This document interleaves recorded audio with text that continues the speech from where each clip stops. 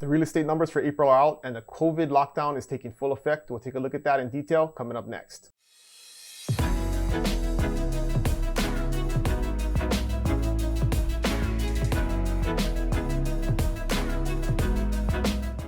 Hey, what's going on, friends? Dylan Tanaka here with the Buy Big Island market update for April. And now that the numbers are out, as we've been saying the last couple of months, the real impact was going to be felt in April, because even in March, those data sets were from deals that went into escrow in January and February before the real lockdown had taken effect, and definitely before the travel restrictions went into effect. And so now that we got into the month of April, we're going to take a look and see that the sales data is way down. Definitely the travel restrictions and the whole COVID lockdown has taken an effect. So we'll get right into it. This is on the Kona side data here. This is April 2020 versus April of 2019. So if you look at the current units sold, only 34. That number is usually in the 40s and 50s, and that's down 28%. So big reduction in the number of units that sold in the homes market.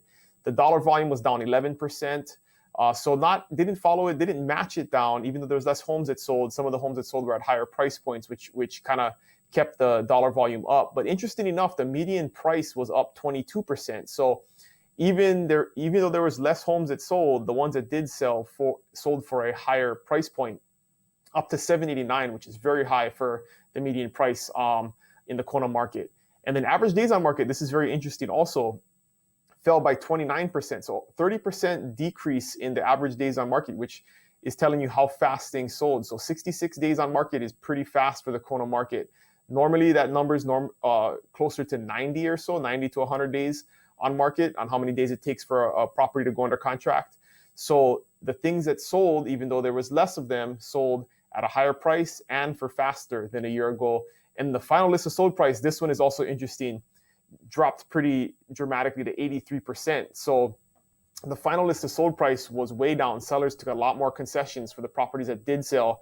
And that was down 4% from a year ago, but still pretty low. Anytime that number's under 90, it's a pretty low number. So the final list sold price was definitely down.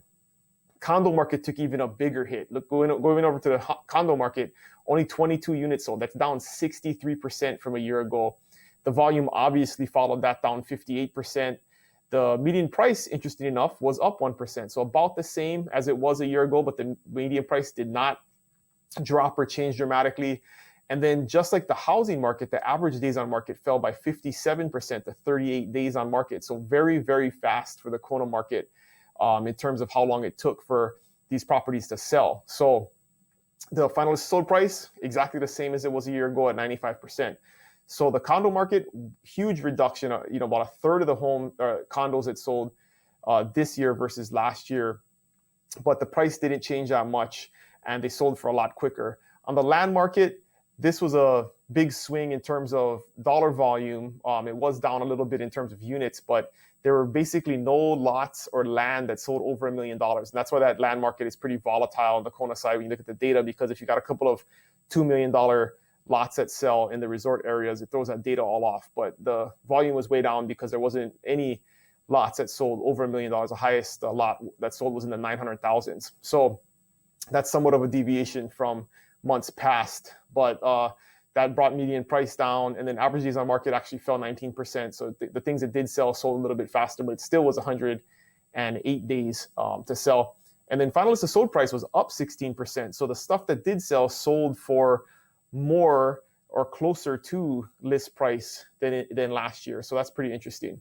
But if we look at the data for the whole entire island, it's somewhat similar, but not as bad as the Kona market. Obviously, in the Kona market, you have more second home buyers, more vacation rental type properties, not as many local buyers. And if you go into other markets like the Hilo market or the southern part of the island, you're going to have more buyers that are here that are going to be purchasing anyways. So the impacts were not as great. If you look at current units, it was down 17% to 178 units across the island for the homes market, but not a huge drop like you saw in Kona. The dollar volume was down a little bit, but obviously when the units are down, the dollar volume will be down.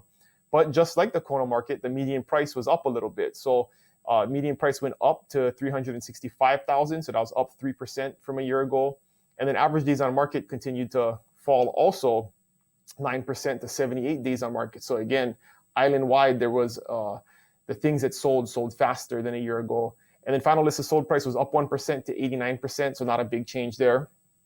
The condo market, which is primarily driven by that Kona condo market, as you can see, half of the condos that sold were just in the Kona market at 22. Right now we have 43 across the whole island that sold, but that's down 61%, very similar to the Kona market, volume being down 65%. Median price across the island actually decreased. So a lot of those were driven by condos in the Waikoloa area, the more resort areas that sold for a little bit less than last year. So the median price was down a little bit to $349,000. So that was down 16%.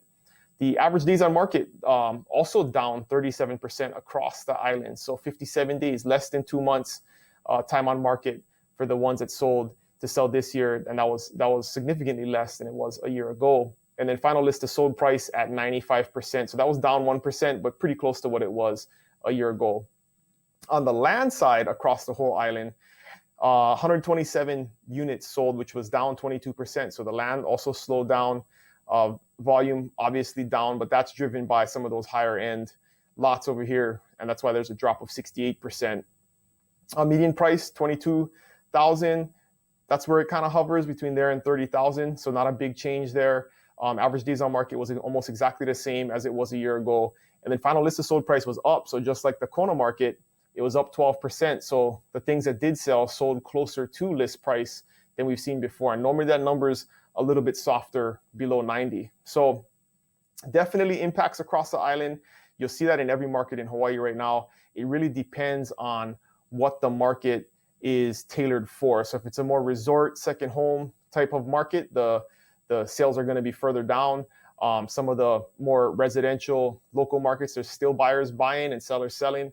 So those are holding the numbers up a little bit. But across the board, as we expected, obviously, all of these changes in the economy have slowed things down. We'll see where it seems like we're starting to come out the woods a little bit in terms of the number of cases of COVID. It's definitely slowed down dramatically. We're in the low single digits every day in terms of new cases, and things are starting to open up a little bit. So those travel restrictions are going to be the big one when people can come here again and start to look at property and purchase and fill those vacation rentals back up, because that's been, a big hole right now, is that there are no tourists and no visitors to support all of those businesses that normally thrive off of that. So pretty interesting stuff. We'll see what next month holds. If you have any questions about your specific area, feel free to reach out, Dylan@BuyBigIsland.com, or put it in the comments. Please like the video, subscribe to the channel, and we'll see you guys next month for the market update. Have a great day. Aloha.